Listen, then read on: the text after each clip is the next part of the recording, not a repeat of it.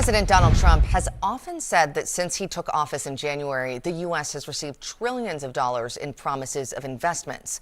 On President Trump's second day in office, January 21st, Trump said the U.S. had already secured nearly $3 trillion of new investments. By May 8th, he said it rose to close to $10 trillion. It eventually peaked October 29th at 21 or 22 trillion. Since then, he has cited a somewhat lower figure, $18 trillion. Our partners at PolitiFact took a closer look at whether that $18 to $22 trillion figure was credible. Lou Jacobson joins us now. And Lou, what did you find here?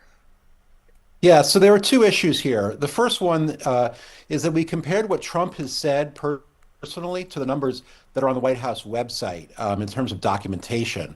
The last we checked, the White House website documents $9.6 trillion, which is about half the size of the figures Trump has personally been citing recently. We look back at what Trump and the website have been saying since May, and he's generally been citing a figure that's about double of whatever the White House's website is saying.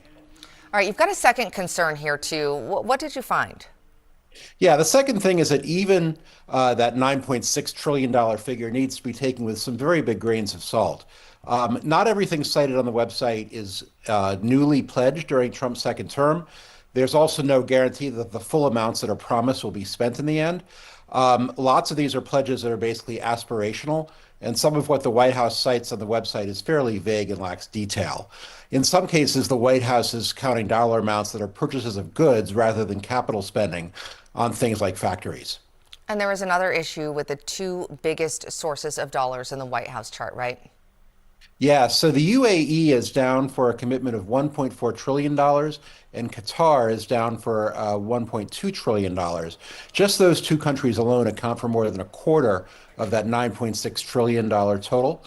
But the pledge for the UAE is equal to 3 years of that country's total economic output, its GDP. And Qatar's pledge is about 6 times their total GDP. It doesn't make these pledges totally impossible, but if they're made over a long period, they can be done. But it certainly raises some questions about how feasible they are over the long term. So overall, we gave the statement a rating of false. All right, Lou Jacobson with our partners at PolitiFact. Thank you for being with us. Thank you.